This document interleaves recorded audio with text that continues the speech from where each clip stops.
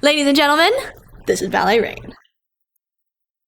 You guys, we are long overdue for the third installment of the Ballet Rain Bop session. So today it is finally time. That's right, you guys. Today we are back with 10 more of our favorite pieces of music from the ballet repertoire. We have some amazing pieces lined up for y'all today. Oh yes. And so we're super excited to share them with you, bop with you guys, and hopefully cure all of your sorrows this day. If you're ready to bop, then slide yourself into a quiet place. Maybe get yourself some earphones, put your phone on Do Not Disturb. Whatever you need to do, remember to tap the like button, and let's go.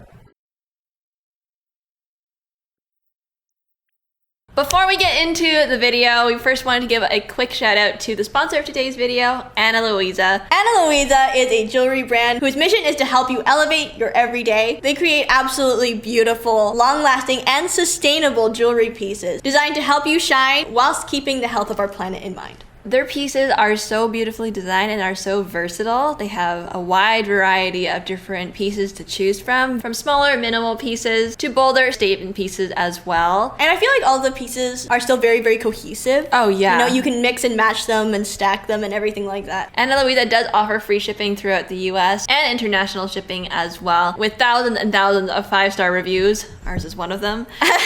Yeah, Ana Luisa is definitely one of our favorite jewelry brands. Oh, we yeah. wear them pretty much for every single video. And every single event. Suffice to say, Ana Luisa is amazing. Go check them out. The link is in the description box. And as always, thank you so much to Ana Luisa for sponsoring today's video. Alright, you guys, the earpieces are in. We are ready to go. And we are so excited to share with you this first piece, which is very nostalgic to us and one of our favorite ballets ever. This is from Gaîté Parisienne, and the particular piece is the overture, or the opening of the ballet. And as you will hear in a moment, it's one of the best overtures you've ever heard in your life.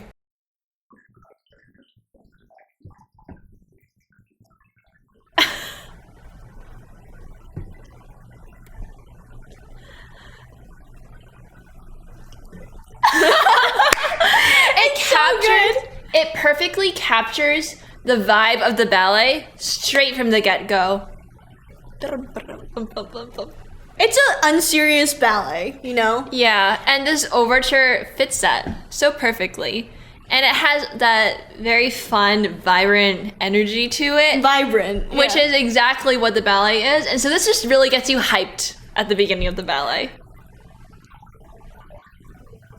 I love these runs. I know, it's so fun. cute.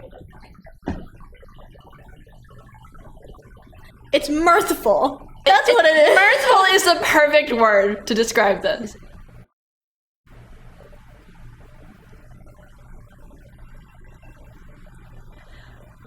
I like the little crackly. Oh, I don't know what it is, but little, it's so cute. The clacks. The little clickety clack. It sounds busy, you know? Yeah. Like getting ready for a party or something. Yeah, like it that kind of gives you that bustling feel. Yeah, it feels so like flustered, but not like anxious flustered, but like excited, exuberant sort of flustered. Yeah. You know? And that's kind of just setting the whole atmosphere. Yeah, exactly. For not just, you know, the scene, but also just as an audience member, you know, or a listener, you know, you get to feed off of that and you get to sense, you know, that sort of atmosphere for yourself. So it's very real. So if you ever need some music to listen to while you're preparing to meet with your friends, or Exactly. you know, maybe you're having your friends over to your house for a party or something, put this on. This is the one. And bop to it while you're making your charcuterie board or something. Yeah, your charcuterie. I love charcuterie.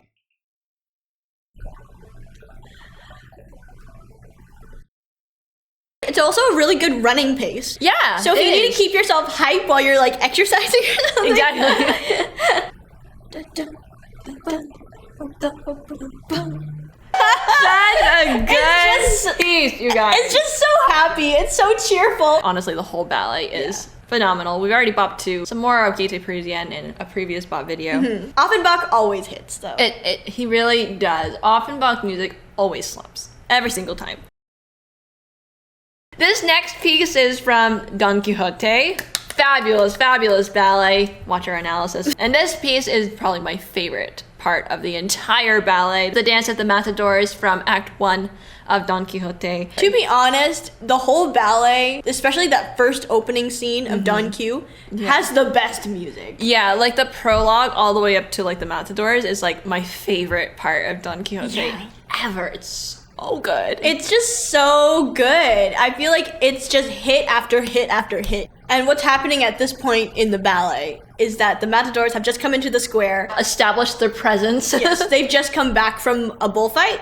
And so now they're all kind of like gathering around and they're like, okay, so let's tell them about how the bullfight went. Exactly. All their exciting stories. So they're all here saying, let's tell them what we did. Yeah. And they all grab their capes and they're like, hey, let's go. Yeah, exactly. The energy is so hyped, and all the townspeople are so excited to hear the stories, and so that's what this piece is all about. You can like, even the use of high notes and the background, you can almost hear like the shrieks and the gasps and like Of all the townspeople, yeah. like, oh my god, I can't believe that happened. And then Yeah. what happened? Like, Yeah. you can hear them all reacting. And the melodies, the way it builds, it's like they're drawing you in on that story, you know? Like this happened, but Yeah. then this happened, and then this happened. Yeah. It's like it has that kind of conversational feel. It does. They can like use the tones of the music. Yeah. It mimics the way your voice would be when you're telling a story. When you're telling a story, it's just that suspense Yeah. and that anticipation. Yeah, I love it. I love that you can hear the back and forth between them and the crowd. There's that there's that back and forth with the crowd. One of the best dances in the whole ballet. And then everyone leans in because You know, Espada's tell going to his share what story. he's going to say. Yeah. With his fancy With cape. his fancy capes, you guys. Oh my goodness. I love that. Honestly, the men get all the fun. They get the capes. They get to jump and turn.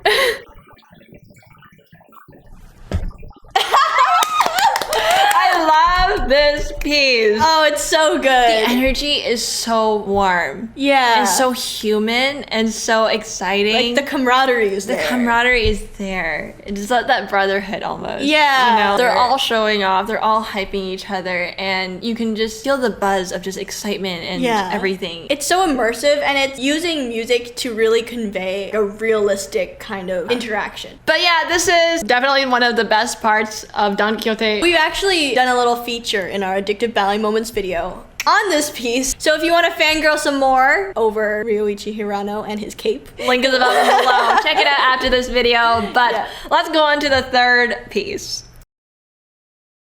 moving on to one of our favorite ballets ever. This is, of course, the Firebird. Stravinsky ballets really just, they're on a different tier. And this piece that we're going to be featuring is the variation of the Firebird, which is in the beginning of the ballet. You can almost hear the neum as she comes. Yeah. Neum, neum. It's just her darting back and forth. Yeah. So immersive.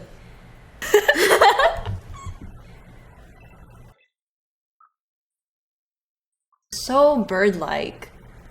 I think it's all those chromatics. Yes. All the chromatic passages really contribute to, not just in the sense that it makes it sound more like a bird, but it's also just that magical touch. Yeah, it's know? like a really sparkly, It's like almost so iridescent kind of Yeah, sparkle. very iridescent sparkly.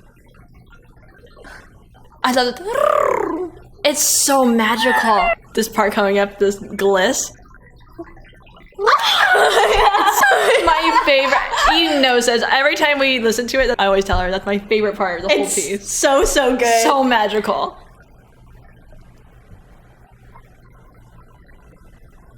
It's just that freeness, you know, the freeness of the bird, and just like not mischievous, but you know, just not a care in the world. Yeah, you know, it really does have that carefree, untamed, wild kind really of feel. wild, really wild, but just I don't care. Nobody's watching. I'm just here in my own forest, you know. Yeah, Like, I have all the golden apples to myself. that's exactly the vibe. But yeah, Firebird, you guys. The whole ballet is so good. But this opening variation is genius. You really get to know the Firebird. You get to hear her voice. You get to almost feel Texture. the texture of the feathers, the warmth and the vibrancy, and also just the power. It's so good. it's so good. You Hats guys. off to Stravinsky. Hats off to Stravinsky. Absolute genius. For For this next piece, we're going to wind down a little bit. We've had a lot of excitement. A lot of excitement. This next piece is from Coppélia, and I feel like this part is oftentimes a little bit overlooked in terms of, you know, the story and also just musically. Like, this is not as much a well-known piece of the ballet. But this is a really short little pas de deux in Act 1. And this is what's called the wheat pas de deux. And in this pas de deux, Swanhilda is trying to test Franz's love for her because already they're having some relationship issues. But there's an old fable that if you take like a stick of wheat and you shake it and you hear it rattling, it means that your love is true. If you don't hear anything, then it means your love is false. You're a fraud. And so Swanhilda's over here. She's trying to listen for the corn, and Franz is trying to convince her, like, oh yeah, don't worry, we'll hear something. I love you for real. Exactly. And so that's sort of the dynamic that's going on right here. And even the way the pas de deux is so quiet, it's like she's telling everyone. Everyone's so quiet. Everyone's listening. Yeah. They're trying to pick up on anything. Yeah.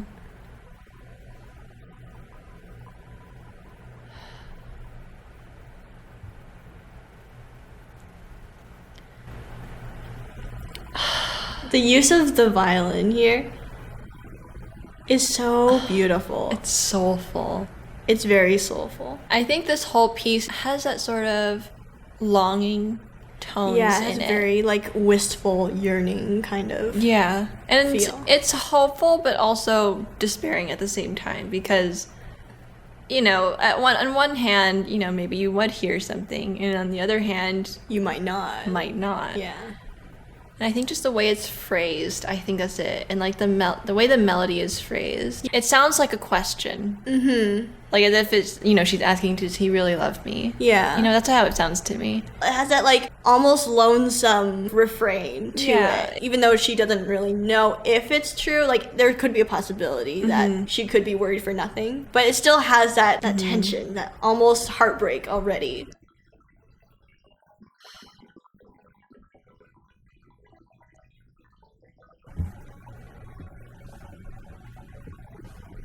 I love the amount of negative space in this piece. It's like she's pausing to listen and shake the wheat and see if she can hear anything. Maybe something's changed. And I think that's also, you know, with the different melodies kind of ending on a more major note versus a minor note. It's like there was hope, and then she listens, and then she becomes sad again because there's nothing.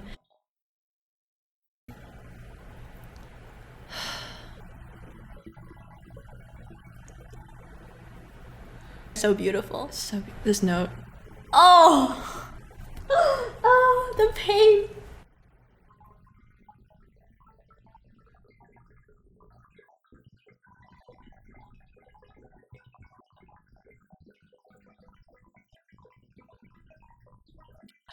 And at this point, she realizes, you know, there's nothing. And she eventually runs away, you know, distraught. And then Franz, determined not to end the relationship due to the prophetic abilities of a mere plant, runs after her to try and convince her otherwise. Spoiler alert, at the end of the ballet, they end up together. The plant was not a true portrayal of his actual love for Swanhilda. What I like specifically about the tone of this piece is that it sounds very rural, because they're sort of in a small town small town vibe. So it almost has that feel like you would hear it being sung by a lonesome shepherd on a hill, surrounded by his goats. Like, you know? I really love all of these pieces from Coppélia. Like this and the Wedding pas de deux, both such soulful pieces, you know? They portray that love in such a beautiful, pure way, you know? And I think pieces like those are really, really special. So definitely look out for it the next time you go and see this ballet, the Wheat pas de deux.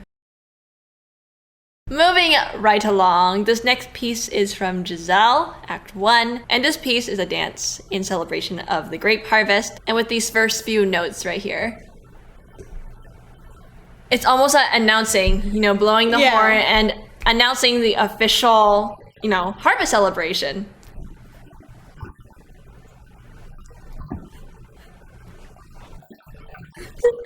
It's so bouncy!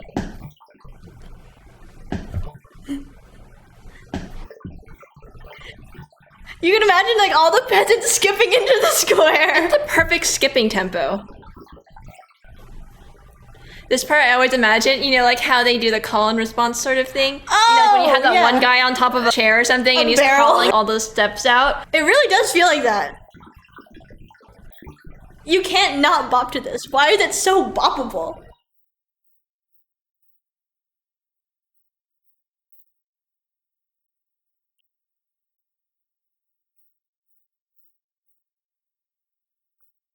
This is so much fun. It's so festive. It's very, very festive. We have a lot of party songs in this, hey? We do. This is the party playlist. This is the party playlist. Yeah. Oh, this is so fun.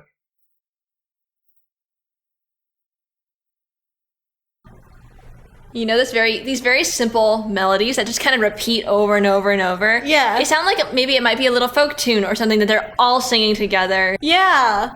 It really does. Like something that you would just sing as you're skipping along the road. Yeah. Like da da da da da da da da da da. Like And it just repeats in different ways. You know what this kind of reminds me of though? What? It almost sounds Beethoven-y. Almost. It sounds very Beethoven-y. And we did a whole analysis on it, and there are some other Beethoven-y themes in Giselle, which I think is very interesting. Yeah. I love it though. Da, da, da, da, da, da. Oh, I love this.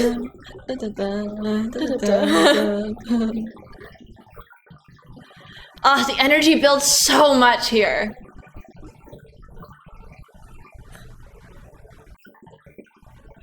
Da, da, da.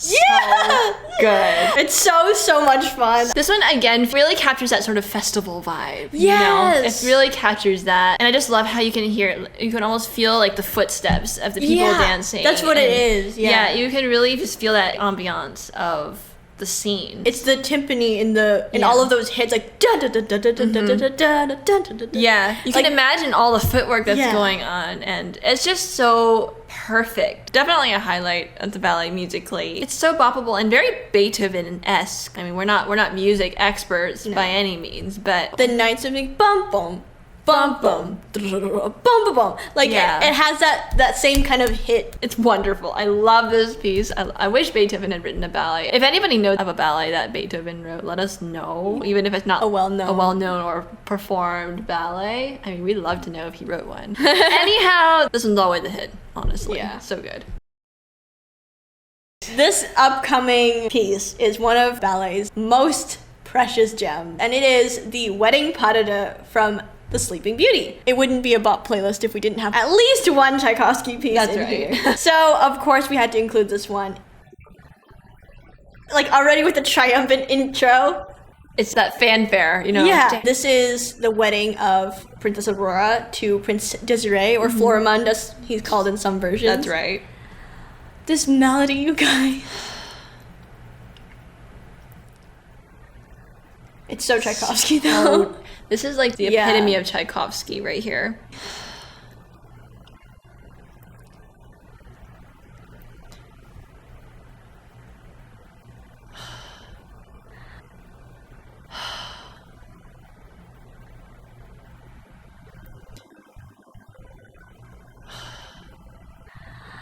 It's so beautiful. It's so heartfelt. It is heartfelt. It's so tender. And it starts out so simple and like peaceful and soft. That's the fairy tale-ness of it for me. Exactly, yeah, the fairy magic. Oh. Did anyone else inhale? I love it because you can feel how precious a moment this is in the scope of the whole ballet. Not only for Aurora and her prince, but also for the whole court, the whole kingdom, and also the whole fairy ecosystem as well. Yeah, it's kind of just that, you know, almost like that, I don't want to say prophecy coming to pass. It's like the culmination of 100 years. Yeah, it really is. 100 years in the making, and this is the moment where it all comes to fruition. Yeah. Yeah.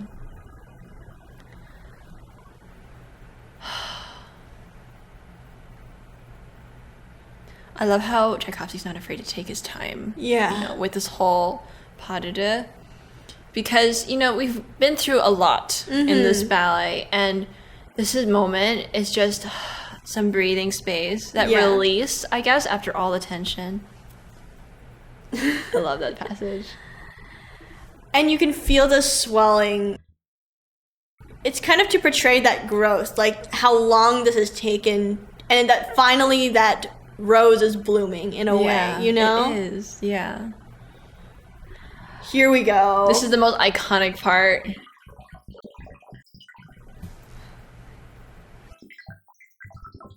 The iconic Ande Don pirouette into the fish. Dun, dun, dun. Bum, bum, bum, bum, bum. Bum, bum, bum, bum, bum. Bum, bum, bum, bum, bum, bum. Oh, it's like, you can see that this is like official, you know? Yeah, it's like, it's over. Final. It's final. We've come to the pinnacle. Oh, this is my favorite part coming up.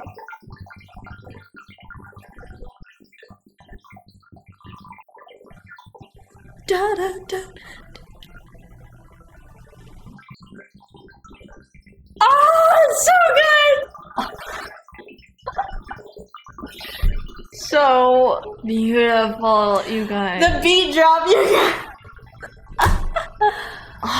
It's that exultant, triumphant, you know, it's just, love's won. Yeah, Love is won. the triumph.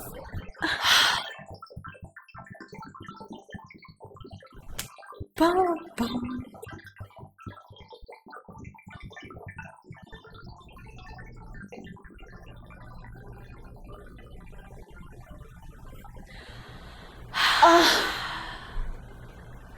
It's so beautiful.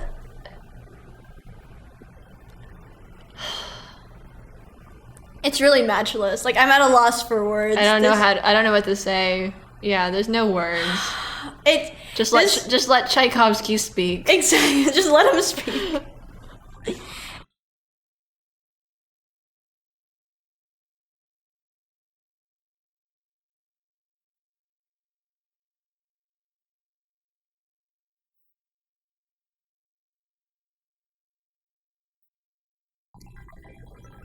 It's such a whole journey. Like, they recap the entire arc of the ballet. It's like that long journey to this happily ever after. I think it's reflected in, you know, how the piece is constructed and put together. Like how the first segment of the pas de deux sounds very much like dormant or asleep, you know. It's a little bit slower, a little bit quieter. And then that sudden awakening happens with those very percussive sections. And then we have that same theme we heard in the beginning, but it's brighter. You know, and you hear two voices echoing each other.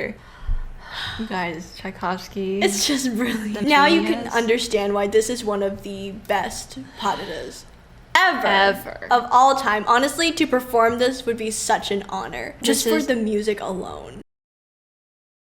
Moving on from our Tchaikovsky into more Tchaikovsky. This is the Hungarian dance from Swan Lake Act 3, the ballroom scene. And this is one that a lot of y'all mentioned in previous bop videos. This one is absolutely a bop. Definitely one of our favorite divertissements in this scene. As you'll see, it has a lot of different moods and a lot of different sections in it, which is kind of to represent the different Hungarian dances. And all character dances, honestly, have such a nice vibe to them musically. They all have a certain strength and a certain poise to them. Confidence, almost, you know. Yeah. Oh, it's so good. Bum, bum. Bum, bum. It has such it's stretchy. It's stretchy and it's smooth. Yeah. You know? It's very smooth. I love this bit. Oh, it's so luscious. It's And this one. It's just it has a texture that like textured, yeah. that not every single ballet piece has. It's a very unique, like very unique.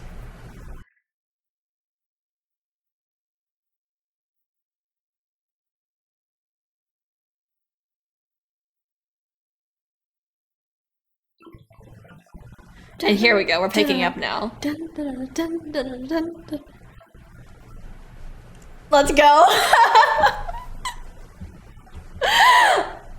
This is one of my favorite parts of all of Swan Lake.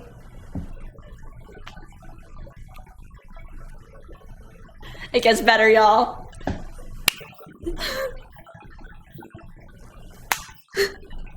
I love it. I love how there's different ranges.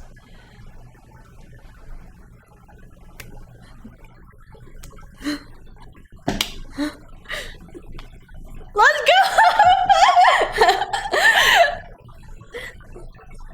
Oh my god, it's The energy so is so good. hyped. It's so hyped. It's so hyped. I love this energy. I'm living for this. It gets even better. This sounds so nutcrackery to me. It does. Very Tchaikovsky. A little bit. Ba, ba, ba. Oh, This fabulous. is the character dance of all character dances. Fabulous. It's actually so good. It's so good. There's so many levels and so many dynamics, and it's Yeah. proud to take up the space that it takes up. yeah, You know? I love it. It just has that, the beginning half has such a, like a velvety Yeah, it's kind very of velvety. texture. It Yeah. takes its time. It's almost mysterious. Yeah, that's a good word. Kind of vibe. And then towards the second half, it completely shifts. The mood totally shifts, and we Completely. go into just like Bopville. Bopville. I feel like this one also has a ton of crowd appeal. As well. Yeah. The second half gets the audience so hyped. You think Yeah. everyone's clapping about it. Yeah. And I think this one's always a crowd pleaser. Every single time. Yeah, everybody loves Hungarian. This next one is another one of y'all's favorite bops. We got lots of comments being like, Dance of the Nights! Dance of the Nights is my favorite bop. Dance of the Nights at full volume is my bop of choice. Yeah. Yeah, it is. It- 100% a bop. It is totally a bop, so we're gonna bop to it right now.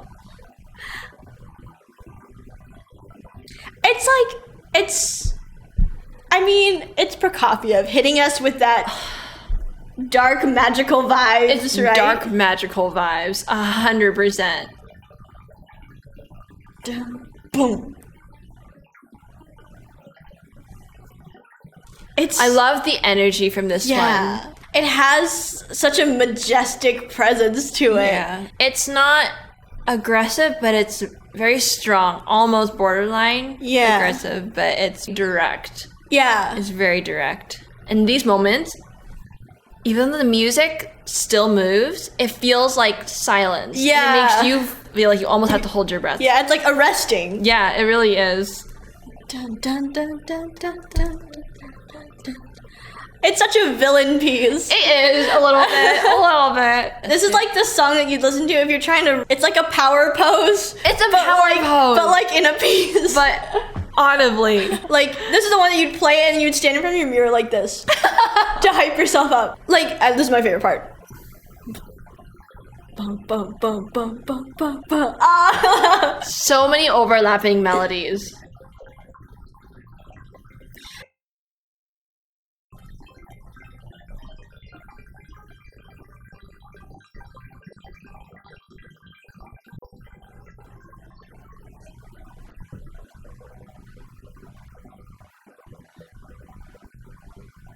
And then after all of that, we kind of go into a little interlude for Juliet. Of course, we always need to have a quiet moment for the protagonist. I think this is just her kind of, again, because she's just a child, you know, she's 14. In the midst of all of the chaos of, you know, the grown-ups, she kind of just has a moment where she's just kind of wandering around and Yeah. just looking at things and, you know, having these interactions with people. She's not really sure of herself or what's going on. And this like lone melody with just the pizzicato in the back. Yeah. It sounds so mysterious. Literally like wandering alone in a big mansion, kind of. Yeah, kind of has that vibe Like- in it. Like, even though it's her mansion, obviously. It's hers, but but like she's still kind of. you know, in yeah, it. she feels very small in this big grown-up world, you know. it's almost just, that moonlight coming in through the window. Yeah. You know? I think because that flute is such a rounded sound. Yeah. So it sounds very gentle, like that silvery moonlight. Yeah, kind of. It does have that feel. It's very mysterious, very, very dark. I got chills just now. It was so good, right? And I love how the note is interrupted by the grown-ups again.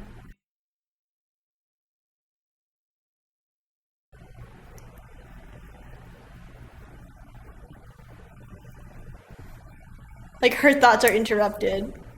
Yeah, exactly. Because it's a cruel world out there. It's a cruel world out there. And it has this impending doom kind of feel. It absolutely does, which is scary for Romeo and Juliet because you know what's coming. Yeah, exactly. It already, like, even though it's like, quote unquote, oh, it's just them at a ball, but... Yeah. And yet... something bad's coming. Here we go. Ah!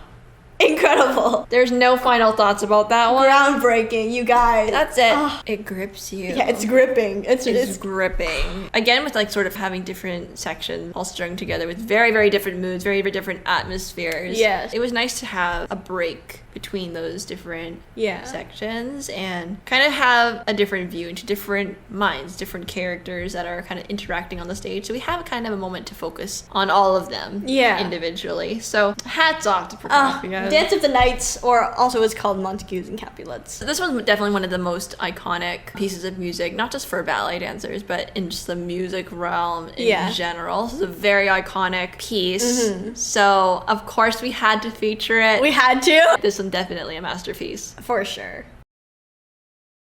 This next piece is probably one of the sweetest melodies in the ballet repertoire ever. And this is the final waltz of the ballet, The Merry Widow. I don't think we've ever talked about The Merry Widow on our channel before. I don't think we have. It's a ballet based on the operetta by Franz Lehár. I love Lehár. Lehár's music is so good, you guys. It's really beautiful. So good. The Merry Widow is a very theatrical, very over-the-top, extravagant kind of ballet. It is that. It kind of reminds me of Gaîté. Yeah. In terms of that very frivolous, lavish sort of production. There are can-can girls as well. There are can-cans. Maybe that's why. Maybe it has something to do with it. So yeah, this is the final waltz, the finale. Yes. And this ballet is sort of a big mess of misunderstandings and a lot of political and financial kind of struggles, and you know how it is. You know how it is. And so things get sorted out. Yeah. And we have our main couple. They've come to reconcile and confess to each other. Kind of. They've had a complicated past as well. Oh yeah. So the scene is sort of them mutually agreeing to love each other and put the past behind them. Yeah. And just to move forward and to like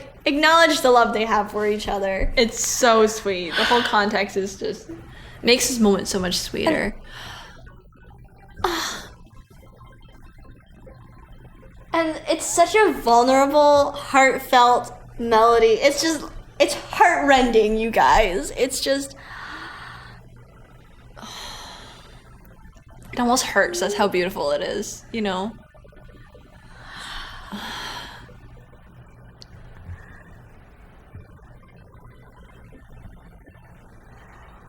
It's so beautiful. It sounds like a conversation. Yeah. You know, and then maybe she interjects with something a little bit more playful, a little bit funny. You add a little bit more lighthearted. Yeah. Honestly, I love it when operas are made into ballets because opera melodies are just on a different level, you guys. Because they're meant to be sung, you know? So it has that very singing sort of melodic structure to it. And even if it's just an instrumental, you can almost hear it as if it was a voice singing. Yeah, and so it feels that much more... you know, real, that much more tangible. Makes you feel that much more connected to the characters, you know? It's so lovely. And I know it's such a popular theme. It is very popular. You know? Yeah, it's very, very popular. For good reason. Almost airing on Overplayed, you know, that's how popular it is. Yeah, but like, but how could you not? I mean, yeah, it's for good reason. How could you not? It's popular for a reason. It's so good.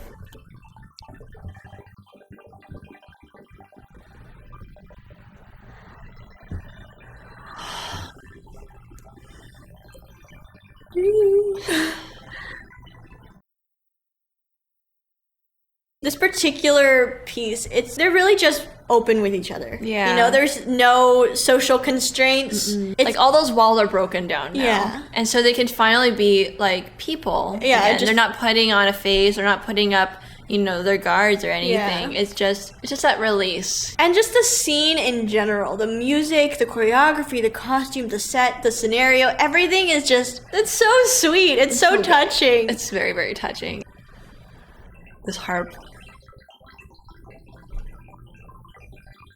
Coming up. Oh! So good. It's so dreamy. It's euphoric, you guys. It's ultimate euphoria. Could there ever be a better piece to spin in a ballroom to? In an opulent white gown? Like, Could you imagine a better scenario? It's a waltz of all waltzes, you guys. It really is. I'm sure everyone's at least heard the theme, but when you listen to it in its entirety, it just has so much it has that weight and that depth to it, and it's so special. It is almost like a big musical hug. it is. Oh, that crash. That crash was magnificent. And I love the melodies in the background, if you can hear it. Yeah. It's like two voices. There's two voices singing with each other. Ah! It's so good. Here we go. We're wrapping up the tail. And they waltz into eternity, you guys. There's nothing better than ending a ballet when the curtain is just closing on them spinning as if they never stopped. Oh. It's so lovely. It's so dreamy. So good, you guys. It brings tears to your eyes. It's one of those, like, life is worth living again. Yeah, it makes you feel, like, content, you know? No matter what might be going on right now, you know, there's still something beautiful in this world. And I just love it when strings play really high, like that. Da, da, da, da, da, da. When they play really high like that, it has this whole, like, you start floating into the sky. You do. Like, you start, like, ascending. Yeah. You begin ascending. It's on so another special. level. It's so special. Yeah. And I love it. Here we go. Last piece, you guys. Of course we gotta bring it to a close with the finale, with the coda. This is from Paquita. It is like the finale of, pretty much the finale of the entire piece. It is a finale. And it's one of the most boppable codas, one of the most hype, best codas in the entire ballet rep.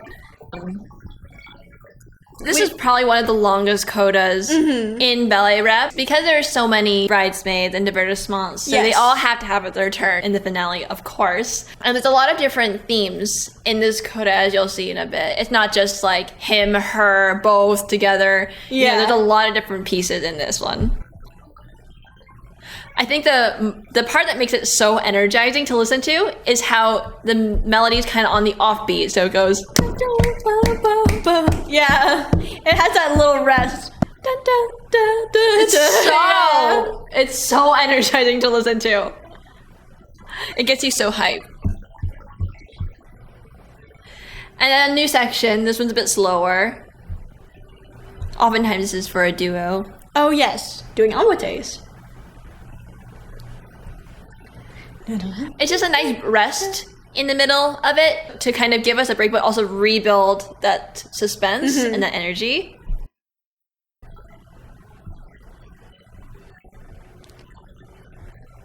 It's playful, you know? It's playful. Yeah.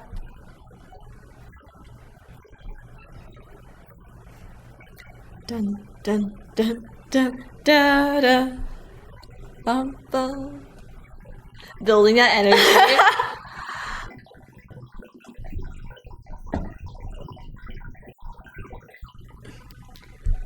Another variation, you guys. It's a 3/4. It's a long coda, we warned you. Oh, I love this. It's so majestic. It has that grandiose feel to it. It's very golden. I feel Merry-go-round.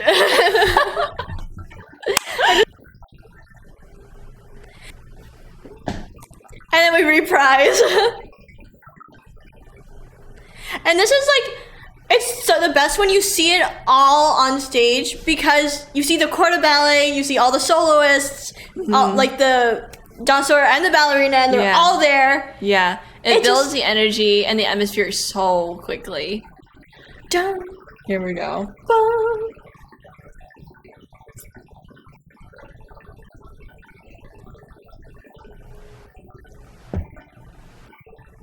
Ta-da!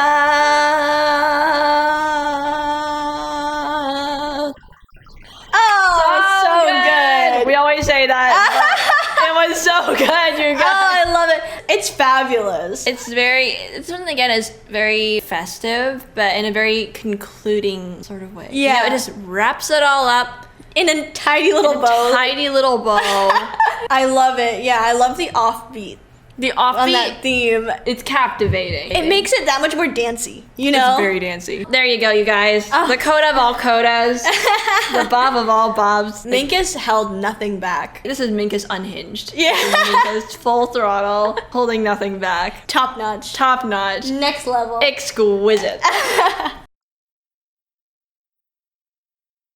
There you have it, you guys. That was episode 3 of the Ballet Bop sessions. We hope that maybe this video was able to sort of broaden your horizons of your ballet music library, or at least just provide you some company while bopping to these pieces. If you would like to listen to all of these pieces on their own without us talking over it, we will have an official playlist on Spotify where we've compiled all these pieces. It'll be linked above and also below. Feel free to leave a comment letting us know your personal favorite ballet bop pieces, and maybe we'll feature them in a part 4 or a part 5. We'll see. If you liked the video, then feel free to like the video. And if you liked us and you would like to support what we do with the channel, then our Patreon is a really great way that you can do that. We do post our unreleased ballet videos on there that we can't post to YouTube, along with some behind the scenes footage from us. So if you're into that, or if you just want to support, then feel free to check it out. The link will be above and below.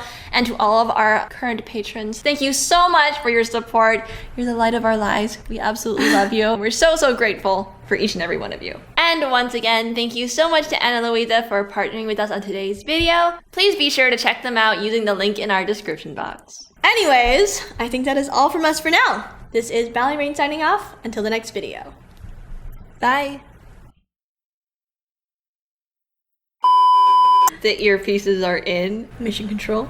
Roger that. Ladies and gentlemen, this is your captain just speaking. Welcome aboard.